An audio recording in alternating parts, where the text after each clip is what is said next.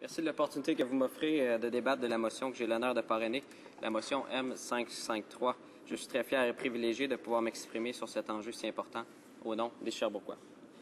Permettez-moi d'abord, pour le bénéfice de mes collègues et des Canadiens qui nous écoutent, de vous lire le texte de la motion que je propose. Donc, de l'avis de la Chambre, le gouvernement devrait présenter le plus rapidement possible un mécanisme permettant aux aéroports non désignés, c'est-à-dire ne faisant pas partie de la liste de 2004 des aéroports désignés en vertu de la loi sur l'administration canadienne de la sûreté du transport aérien, communément appelée l'ACSTA, ACSTA, d'offrir à leurs frais des contrôles de sûreté reconnus par l'ACSTA de manière à ne pas compromettre la santé et la sécurité des passagers et à maintenir les normes de l'ACSTA. Laissez-moi maintenant mettre tout cela en contexte et vous expliquer en quoi cette motion est significative pour plusieurs aéroports à travers le pays, incluant, vous l'aurez deviné, l'aéroport de Sherbrooke. Je dois admettre qu'à la lecture de cette motion, vous aurez compris que c'est relativement technique, mais je ferai de mon mieux pour la vulgariser avant de tenter de vous convaincre. Alors, qu'est-ce que l'ACSTA?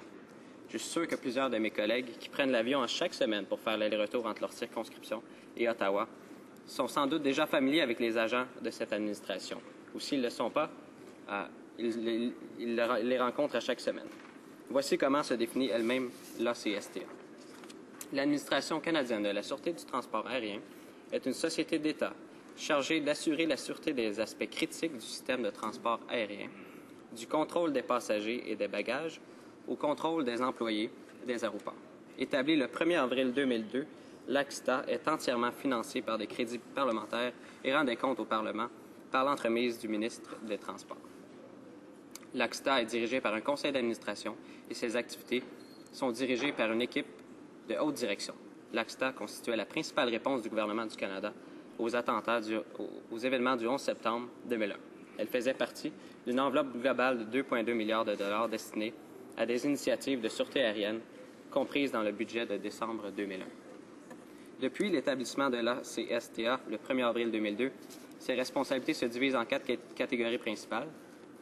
Premièrement, le contrôle pré-embarquement des passagers et de leurs effets personnels, le contrôle des bagages enregistrés grâce à des systèmes de détection d'explosifs dans les aéroports, le contrôle des non-passagers qui entrent dans les zones réglementées d'un aéroport et la mise en œuvre et la gestion des cartes d'identité pour les zones réglementées des aéroports.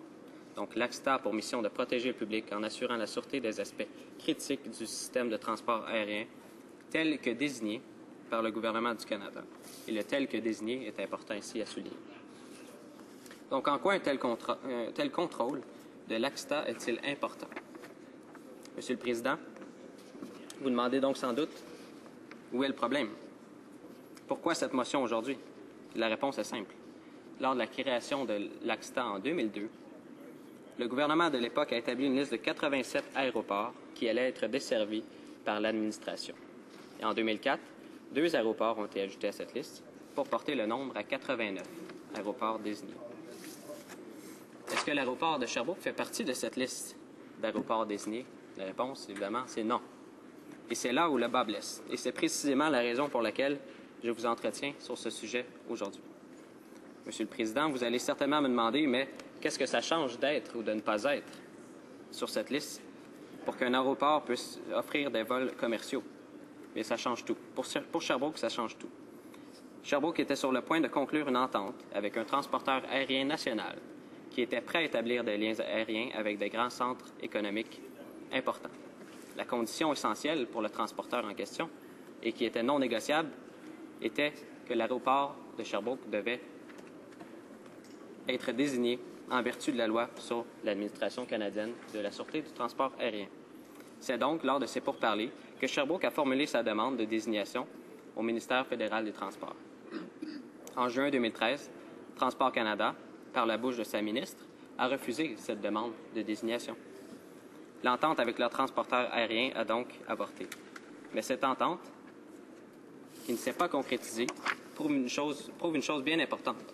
L'aéroport de Sherbrooke intéresse les transporteurs aériens et il y a certainement un marché intéressant pour qu'eux, ils soient prêts en 2012-2013 à établir des liens aériens.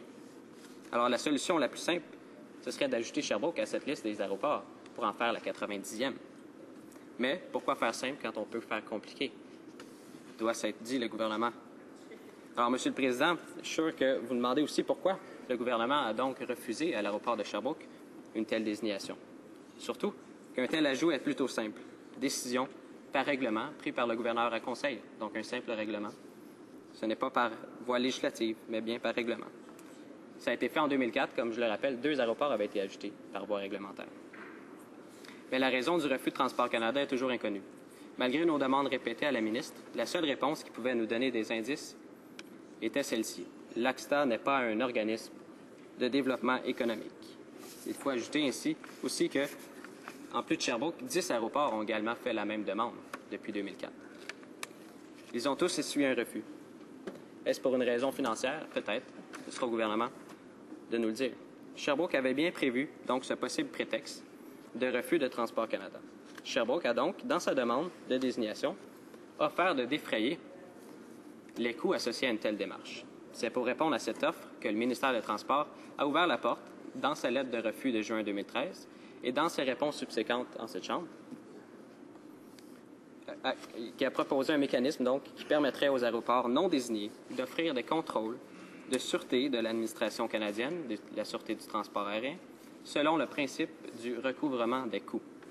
Prenant acte, donc, d'une part, du refus catégorique d'ajouter Sherbrooke à la liste des aéroports désignés, et d'autre part, de l'ouverture du gouvernement à un mécanisme qui serait offert aux aéroports non désignés d'obtenir tout de même les services de l'administration.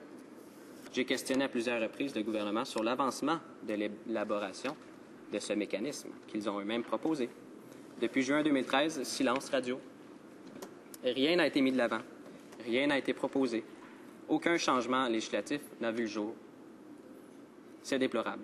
Et c'est la raison pour laquelle je propose cette motion qui demande au gouvernement de présenter devant cette Chambre le mécanisme en question le plus rapidement possible, dans les plus brefs délais. Qui pourra en profiter? Tous les aéroports qui ne font pas partie de la liste actuelle des 89 aéroports. Et c'est la beauté de la proposition devant nous aujourd'hui, à mon avis. Elle ne vise pas simplement à régler la situation vécue par un aéroport, celle de Sherbrooke, mais elle vise à offrir une possibilité de développement pour des centaines d'aéroports non désignés à travers le Canada. Parce que saviez-vous, Monsieur le Président, qu'on recense 518 aéroports à travers le Canada. Et si on exclut les 89 aéroports déjà désignés par Transport Canada, en vertu de la loi, ça fait plus de 400 aéroports qui pourraient, potentiellement, être intéressés par un mécanisme tel que le demande ma motion. Alors, Sherbrooke a assez attendu. L'Estrie a assez attendu. Les aéroports qui pourraient profiter de ce mécanisme ont assez attendu. Il est plus que temps que le gouvernement agisse. Monsieur le Président, vous savez très bien, comme moi, que les aéroports à travers le pays sont des vecteurs économiques importants.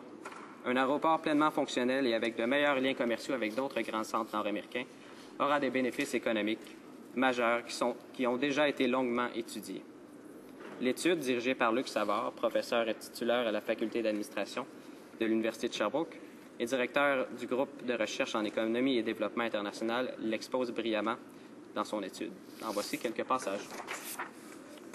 Survol de la littérature existante. Certains constats ressortent de cette revue, tous confirmant l'impact majeur que les aéroports jouent dans leur région. Premièrement, il existerait une corrélation positive entre le nombre d'embarquements et le PIB, ainsi qu'entre le taux de croissance du PIB et le taux de croissance des vols domestiques. Et deuxièmement, la présence d'un aéroport aux abords d'une ville crée des effets facilitants pour les entreprises de la région en leur donnant accès à de nouveaux marchés. Et troisièmement, la présence d'un aéroport change la structure économique et démographique de la région et fait partie des éléments considérés lors des décisions de localisation des firmes, comme par exemple les entreprises œuvrant en recherche et développement. Quelques chercheurs, dont Ivy en 2005, montrent que la connectivité des services de transport aéroportuaire influencerait l'emploi dans les sièges sociaux et stimulerait le développement des institutions de recherche ainsi que le secteur financier. En plus de la complémentarité des investissements publics et privés, un aéroport produit un effet facilitant qui augmente l'accès aux gens et à leurs idées, au capital et au marché. Et Green, en 2007, trouve un fort lien entre le trafic aérien d'une région et la croissance de sa population et de son marché de l'emploi. Luc Savard ajoute que le pôle universitaire de Sherbrooke, qui permet de générer des activités en recherche et développement, en plus des investissements faits par les entreprises du secteur privé, pourrait grandement bénéficier de cet effet facilitant. rehaussant ainsi l'impact économique régional sur la région.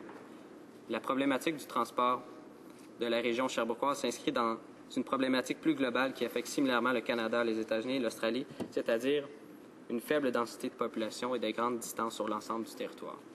Par exemple, environ 54 de la population résidait dans les régions métropolitaines de recensement de Montréal et de Québec, au Québec, en 2011. Ceci étant dit, la croissance démographique de la région métropolitaine de recensement de Sherbrooke est plus élevée que la moyenne québécoise. Et cette croissance démographique s'effectue pourtant sans infrastructure de transport aérien pertinente dans la région, les Sherbrookeois devant se rendre au plus près, à Montréal, pour y prendre un avion. Or, la croissance démographique est positivement corrélée au trafic aérien. Par exemple, entre 1980 et 2000, la population américaine a cru de 24 alors que le trafic aérien a augmenté, lui, de 136 sur la même période. Donc, tout cela pour dire, Monsieur le Président, que les bienfaits économiques d'un aéroport pleinement fonctionnel ne sont plus à démontrer. Ils ont été étudiés largement et ils sont sans équivoque. Il ne faut pas oublier également qu'un manque d'aéroports fonctionnels engendre même des pertes économiques en raison de l'exode des passagers aériens canadiens vers des aéroports américains près de la frontière. Et c'est une problématique bien réelle dans le sud du Québec. Quelques études se sont penchées sur cette question qui n'est pas propre au Québec, mais qui se vit le long de la frontière canado-américaine jusqu'en Colombie-Britannique. La Bibliothèque du Parlement en a fait une synthèse. Et je cite, « Sur la base des résultats de ces études, nous savons qu'approximativement 5 millions de passagers canadiens prennent l'avion à partir des aéroports américains chaque année. D'après l'étude du Comité permanent sénatorial des transports et des communications, les représentants d'Air Canada estiment que le nombre de passagers qui utilisent exclusivement les aéroports de Buffalo, Niagara Falls aux États-Unis, Plattsburgh et de Bellingham pourrait atteindre 3,4 millions d'ici 2015. En termes d'impact économique, cela représenterait des répercussions négatives directes de 2,3 milliards de dollars pour l'économie canadienne. La portée des répercussions liées à cet exode peut être résumée comme suit. Une réduction du montant de trafic aérien au Canada, l'atténuation de la capacité des plus grands aéroports canadiens d'agir en tant que hub international et une hausse des frais accessoires payés par chaque passager puisque les coûts fixes des aéroports seront dorénavant chargés à moins de gens. Et d'après l'étude du Conference Board du Canada, le tout résultera vraisemblablement en une perte de revenus, par exemple les taxes et les taxes pour tous les niveaux de gouvernement. Monsieur le Président, savez-vous que Sherbrooke est le seul bassin de plus de 200 000 habitants au Canada n'étant pas desservi par un aéroport régional? Il faut que ça change. Il en va de la prospérité économique de Sherbrooke et de la région. Monsieur le Président, laissez-moi donc terminer en ouvrant une réflexion sur un passage du livre écrit en 2011 par John Cassarda qui se nomme « Aérotropolis, The Way We'll Live Next », qui suggère, et je cite, que les aérotropolis, des villes se développant autour d'un aéroport, sont les villes de demain, alors que les grands centres urbains d'autrefois se sont construits autour des stations ferroviaires. Les grands centres urbains du futur se centreront autour des aéroports dans un rayon de 30 km. Monsieur le Président, je vous remercie du temps que vous m'avez accordé et je serai heureux de répondre aux questions de mes collègues. Bravo.